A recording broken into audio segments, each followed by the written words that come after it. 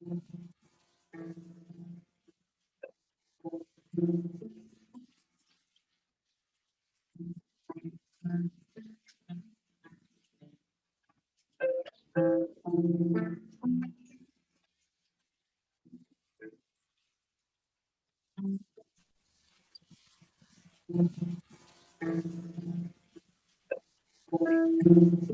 my sisters, hear me drumming. Oh, my brothers, hear me call.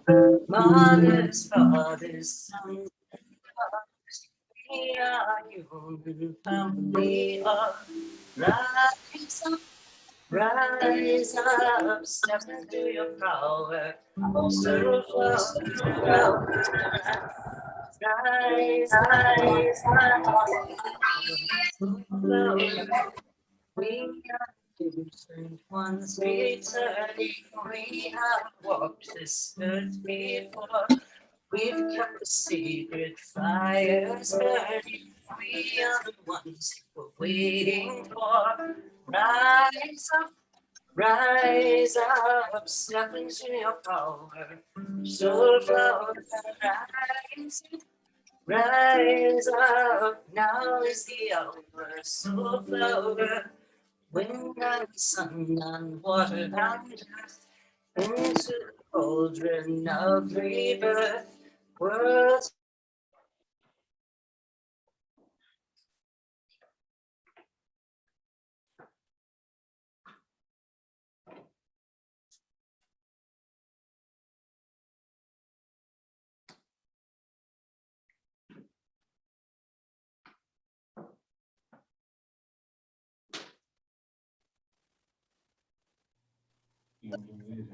Shadows live in doubt and fear. Love is a potent elixir. Love is real, love is clear. Shadows have no power here. Rise up, rise up, step into your power. So flower, rise up. Rise up, now is the hour, so flower. We are the midwives of the new earth. We've been staying up all night, holding a vision for her rebirth. Love is a flower in the light. Rise up, rise up, step into your power. So flower, rise up. Rise up, now is the hour, so flower. Rise up, rise up, step into your power. So flower, rise up, now is the hour, step into your power. So flower, now is the hour, so flower. Step into your power, so flower. Step into your power, so flower.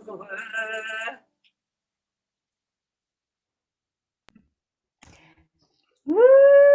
Yes! Welcome, welcome, everybody. Welcome to the party. Thank you so much, artist, songwriter, and harpist Lily Swan from Hana, Hawaii, on the harp.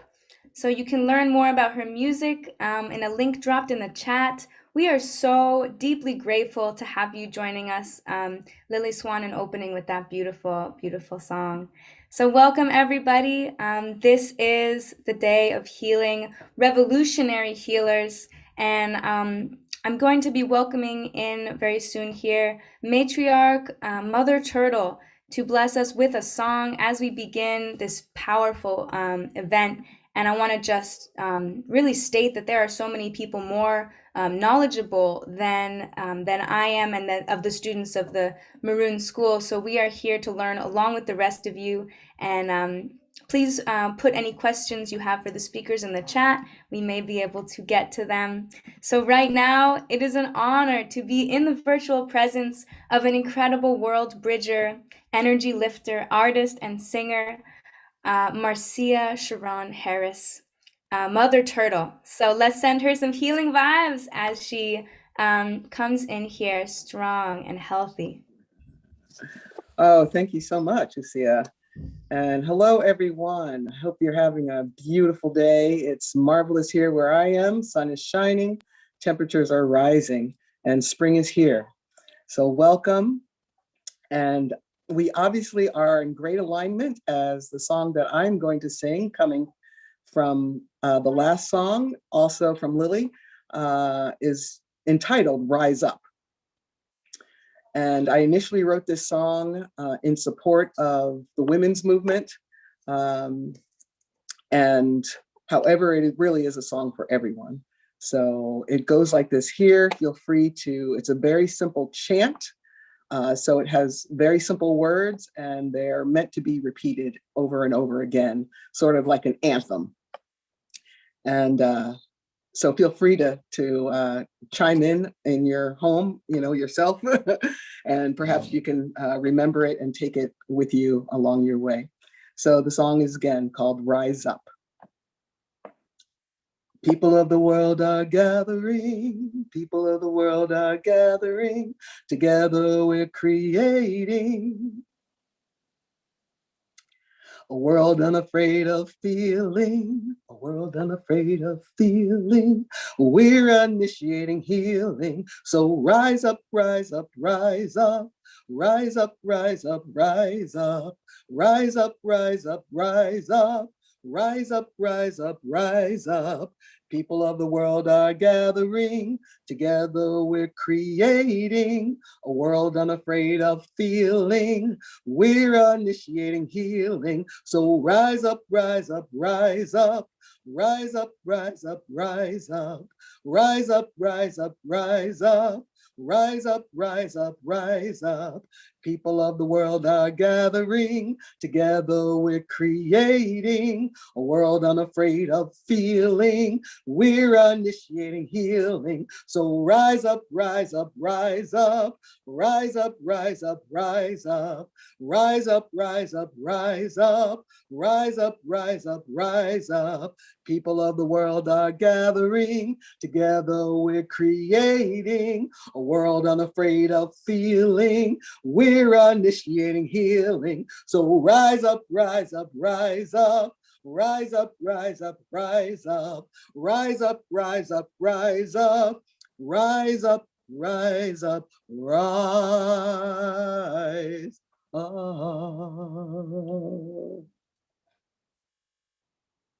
Rise up, everyone. Now's the time. We need you and your gifts to be present here and now. Don't hold back. Do your best not to be afraid. And join in this revolution of healing, the global, universal, whatever it is, from your space to my space, all over the world. Blessings to everyone, and look forward to the rest of this event. If you want to reach me, I'm at motherturtle.com, and I'm always available to do things like this. So blessings to each and every one. So much love and gratitude for you, Mother Turtle. Thank you so much for joining us. I hope you all reach out to her there and just send some love. So thank you so much, and welcome to the party. Welcome to the movement. This is it's such a great honor to be here celebrating this day of healing in honor of Dr. Mutulu Shakur. So I'm welcoming everyone now to please drop your name, where you live, what moved you to join us today here in the chat. Thank you.